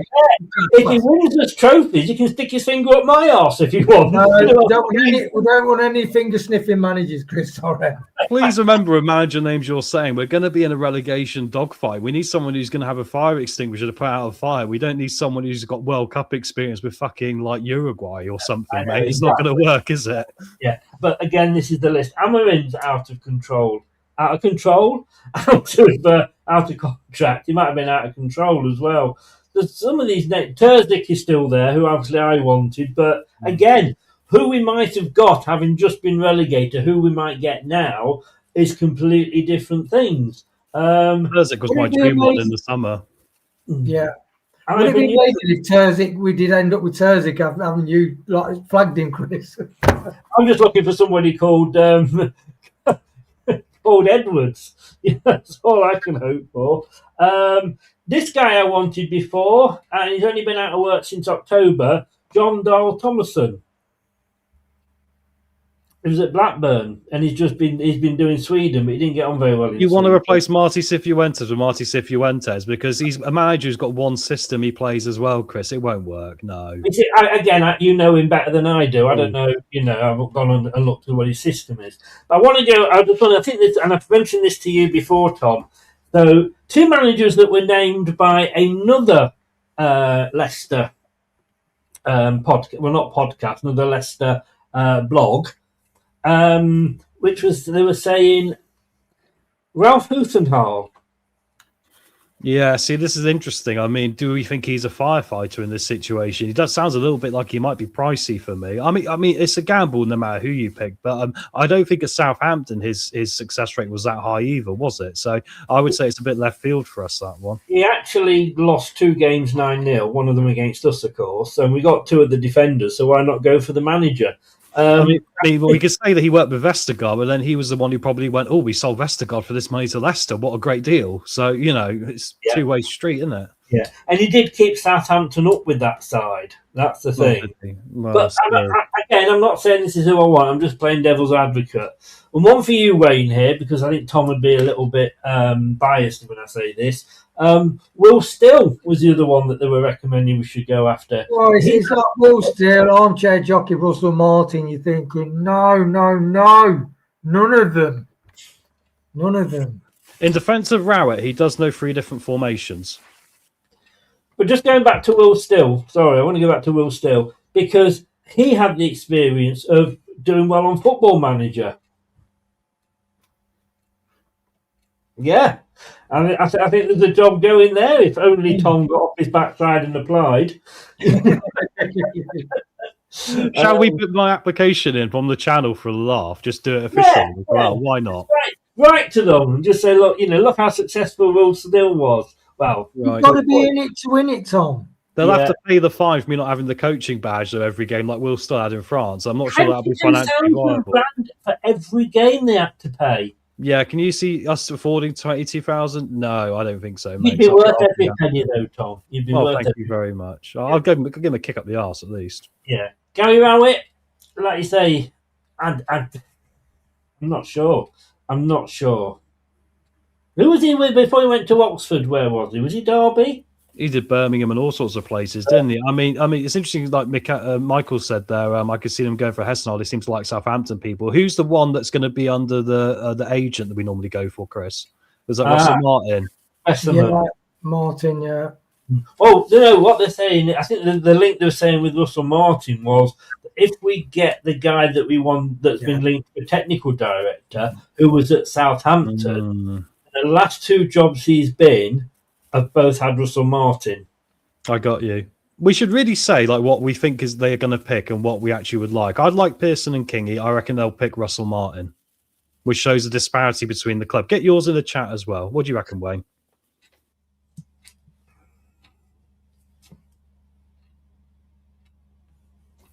Oh, sorry, mate. Yeah, sorry. Let's just get to the end of the season. Let's deal with what we need to deal with, not make any rash decisions, and really have a think about it. You know, we need a quality manager. And the thing is, like, you get like Vardy. So you get Vardy, non-league. He smashes Van Nistelrooy's record, Golden Boot, etc., etc. Just because you're a manager in a League One side, for instance, doesn't mean say you can't do it in the Premier League. Like players with Wrexham come up through subsequent leagues. So I think there's definitely. I'm not au fait with managers in the lower leagues, but whether it's a Portuguese league, there's definitely managers out there that we could appoint. Clear planning for them who are flexible, good working with younger players, build good team spirit. That's you don't need many things. No. And you're saying Cambiasso there, Paul. Again, would he come? He was here for 1 season. And we nearly got relegated while he was here. Yes, he's very, very nice that he was saying well done when we won the Premier League and that. But what affiliation has he got to Leicester? Why would he come to Leicester? He's better than Leicester. He isn't a bottom half championship manager coach. I'm sorry. I tell you, I would. For me, I'm saying let's stick with Andy King till the end of the season. Bring somebody in, whether that's the technical director, or bring somebody in as his number 2. I mean, funnily enough, I think Terry Venables. Forget where it was, but he was actually somebody's number 2 even after he'd had the success that he'd had. It might have been at Leeds. No, he was actually manager at Leeds. I'm not sure, but he was. So we could get somebody in and say, right, put your arm around his shoulder. Just give him a bit of advice every now. Whether that's a Gary Rowett, whether that's a Simon Grayson, who's been at a lot of clubs. But look, I'm going to say that I've been watching Sky all day, and they have been blowing so much smoke up Michael Carrick's arse. He's won 1 game. And yet he's supposed to be the Messiah. He's not the Messiah. He's a very naughty boy. And Celtic are now dropped down to 3rd in the Premiership, and Rangers have gone 2nd. Maybe we should have gone for Danny Roll. I've no idea. The problem, I think, as well, is we all want somebody different. So there's going to be a group of fans that are going to say, oh, for fuck's sake, why did we take him on? Whoever it is. And I know we get behind the manager. We say we've got to get behind him. Yes, we do. But when we see the incompetence that we've just seen under Marti Cifuentes, if we get a new manager in and that manager comes in with these players that we've got and plays, I'm going to play 4-2-3-1, I want him sacked straight away. Don't even bother kicking the ball. As soon as he walks into Seagrave, sack him. Because you should be able to see, if you've done your homework, due diligence, you should be able to see that they cannot play that role. I just don't know. I mean, Thursday, he's not going to come as much as I wanted him last time. He's not going to come. Steve Cooper, I mean, what? You see, again, I know what you're saying there, Wayne. I know exactly what you're saying. But wasn't he better than Ruud van Nistelrooy? Would he have kept us up? I don't know if he would have done. I'll tell you one thing that he would have done. It would have been a lot closer than it was. I don't think we'd have lost 17 in a row under him.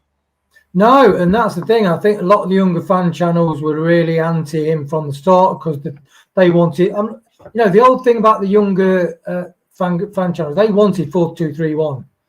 And you look at the managers who've done the 4-2-3-1, inverted commas, trying to play Barcelona away. supposedly bring the younger people on, they've not worked. It's not worked. So you've got to say, okay, so what the net result? And a lot of fans said, no, Cooper definitely would. Absolutely no way would Cooper have kept us up. I'm sorry, you can't say that categorically, because we were at the relegation at the time. Yes, did he sign older players? But you actually look at the signings. He made Bill Canoes. He made some good signings. Just Edward was a complete shit show, basically. Yeah. But he played like Cifuentes. So he organised a back five, and as soon as you got the ball in the other half, he left it to the players whereas the players didn't like that, because Enzo micromanaged them and wanted to play a system at the back five and a system at the front five. And that's why players like Winks allegedly didn't threw the toys out the pram, and they just said, don't like him, don't like his system. Who remembers Gary Megson? He wasn't with us long. We hated him because he was from Forest. I mean, fucking grow up. Martin O'Neill was from Forest. It's stupid to have this. Wes Morgan was from Forest. Now we absolutely, if the guy shits near the pitch, we'd go and pick it up and have it mounted on our shelves. So, grow up and, all this, we can't wear red because it's not, fuck off. But the first thing he did when he came in, and he wasn't, like I say, he wasn't with us long, but his attitude was, and I remember an interview at the time, and I've said this before lots and lots of time, when the manager comes in, when you're struggling like that, the first thing you've got to do is sort the defence out. Because it does not matter how many goals you score. If we were to sign out Lionel Messi and playing up front under Marti, would we have won any more games? No. We might have scored more goals, but we're still letting them in at the other end. That's what's got to be sorted. So it's the defence has got to be the priority. Very, very quickly now, I did say this before and we're still here, 67 still in. This is courtesy of Planet Football. Next Leicester City manager ranking, the 7 favourites to replace Marti Cifuentes. Now this is interesting. Where are we? No. So we go down. We start at 6th equal, and at 6th equal, Ole Gunnar Solskjaer. I mean, I know what we're thinking, but I've got to say, Man United, he got them to a final of Europe. He got them to second, I think, twice in the Premier League. But that wasn't good enough for Manchester United, was it? No. The crowd want the crowd again. All this falls onto the crowd's head. The crowd wanted, to be winning it and get somebody else in that could win the Premier League. How did that go for you, Man United fans? Equals though, apparently he's 12-1. Equal 12-1 at 60 at number 6. Kevin Muscat. Now the 52-year-old was recently linked with the Rangers job before Danny Roll was hired. He's currently managing Chinese side Shanghai Port and would be a left field option for Leicester to appoint at this stage. What can you say? We can't say, we don't want him. I can't say whether he's good. I've never heard of this Shanghai Port. Well, we know what he was like as a player. He was a very hard-nosed player, Muscat, wasn't he? He had a reputation for being a bit like Roy Keane. So that'll be an interesting one. Maybe he'd demand some standards, but I can't say I know enough about his tactics. No. Number 5, Lee Carsley at 10-1. Currently the manager of England under-21, Carsley's consistently been linked with head coach roles over the past 12 months. Yeah, we need a club manager who understands clubs. We can't just chuck in an international manager now. It's a fight we won't be prepared for, right? Well, again, with Gareth Southgate, shit as a club manager, but a lot better as an international manager. Coming in at number 4, a brand new entry, folks. Number 4, manager on the radio show. I should have some background music. Gary Rowett at 9-1. Well, you could argue that at least he'd have the work rate. Because look what he did with Oxford. At least they ran for the ball, and at least they go. I mean, it's a basic start, but maybe there's some quality there. He does know free formations. Yeah.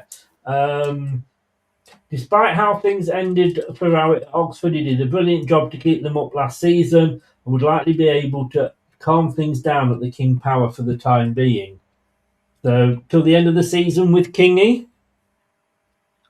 Number 3. Now, here we're getting to managers that are probably in jobs at the moment, because I think most of, well, Ole Gunnar Solskjaer's not working, Rowett's not working.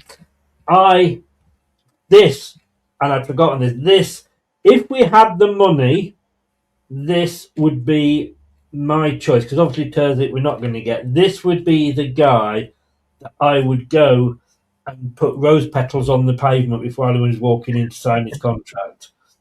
And at 8-1, I don't think it's a bad outside bet either. Would he come? No, because I think the job he's in, he's quite happy with at the moment. And that's a certain Mark Robins.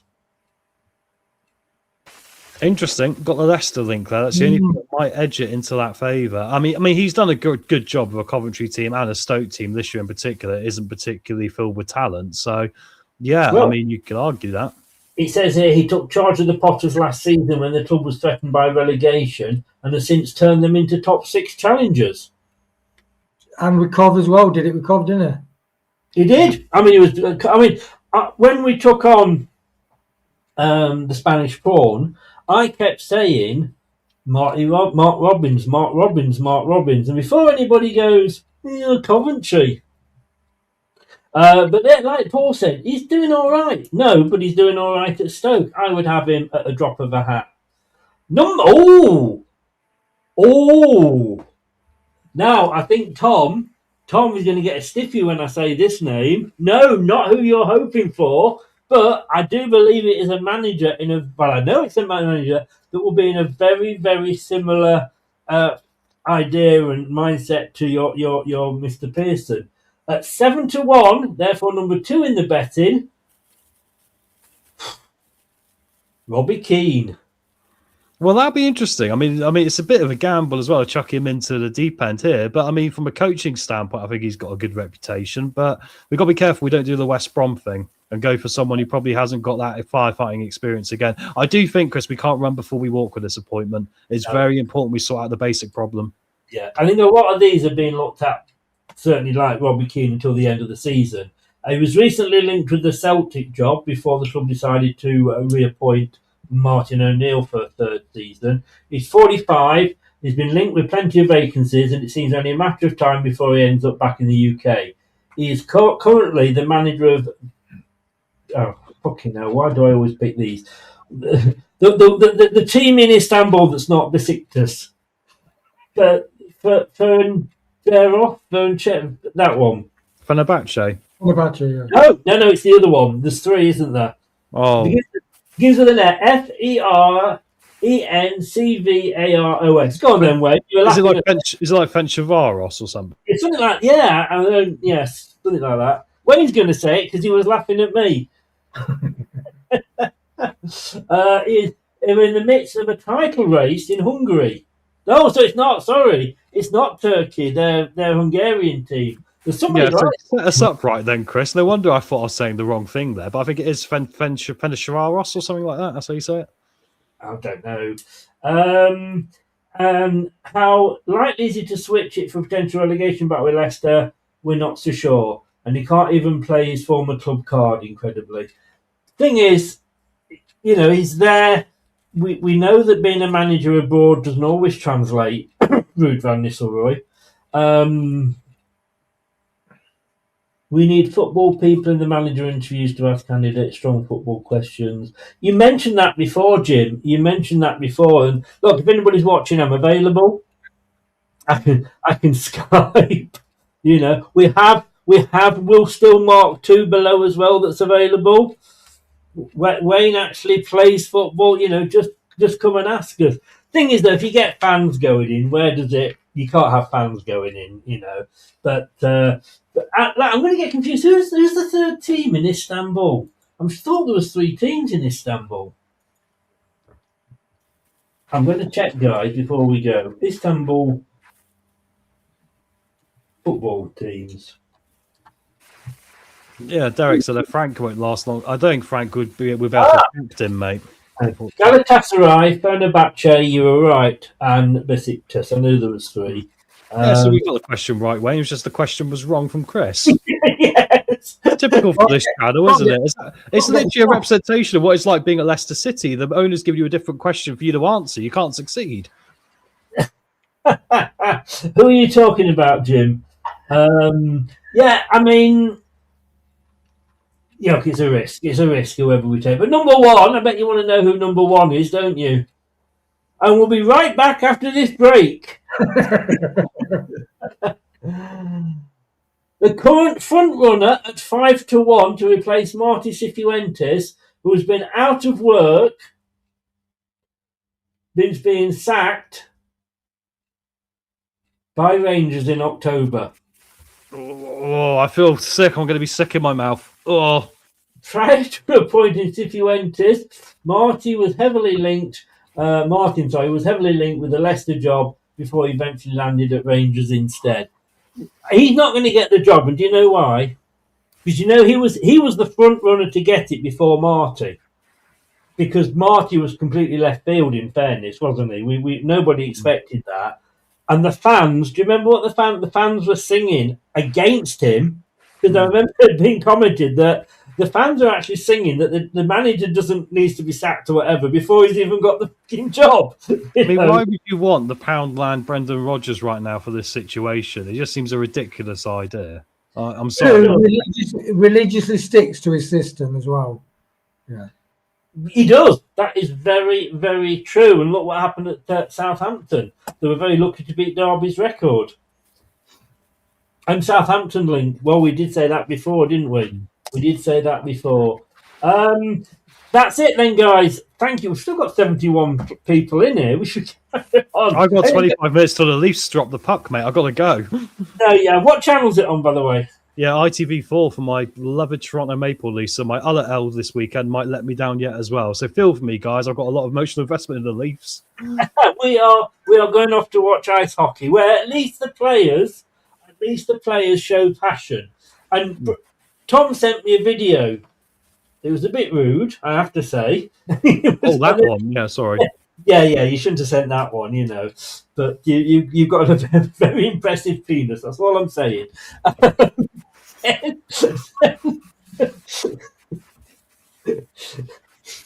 So I said send me a pic. I didn't expect you to send me a dick pic, mate. Get a few numbers in the chat and he starts showing off everyone. That's what it is. There's no such thing. Goodness me. Exactly, Wayne. And I've got to say, the only fight, I did watch, you sent me a thing about a scene, there was a couple of fights in there. Hockey and fight. the only thing about fighting is the fact that they've got that, they're like the Michelin Man. They're covered in so much thing that you punch somebody, they're not even going to feel it. Well, you say that, mate. They go for each other, though. I mean, it's a sort of game, though, isn't it? Where you're banging into each other all the time. You're going to get irritated, so they allow that energy out. And unlike football, every team's got the same wage budget, so we have different winners every year. That's how it should be. How it should be. Gentlemen, I appreciate and thank you for your time. We need a win as well, Blue Fox. Go Leafs. Look, you see, you've even got me going at it now. I tried American football earlier in the season for Jim, and I fell asleep. So let's see what will happen this evening. Are either of you two guys available 6 tomorrow? Not 6. Maybe. I might be Chris. No, I shouldn't have said 6. I don't know why I said 6. I said 6 earlier. At 7 tomorrow, sorry. Yeah, I'll be fine for 7, yeah. Great. I'll book you in. It's the review show, unless we get more news about this as well. Look, thank everybody in the chat. I think we're going to have some new members after this. There's some new subscribers. I've seen people I've not seen in before, and you've got to do that to chat. A huge thank you. Steve that was in earlier, thank you to him, but a huge thank you to these two guys who really do help me out here an awful lot, and I really do appreciate it. Have a good Sunday night. Look, if nothing else, it's got to be worth a celebration, hasn't it? He's gone. He's back off to Spain to eat his prawns. There we go. Yes. Yeah. That's more exciting than when we got rid of Rude.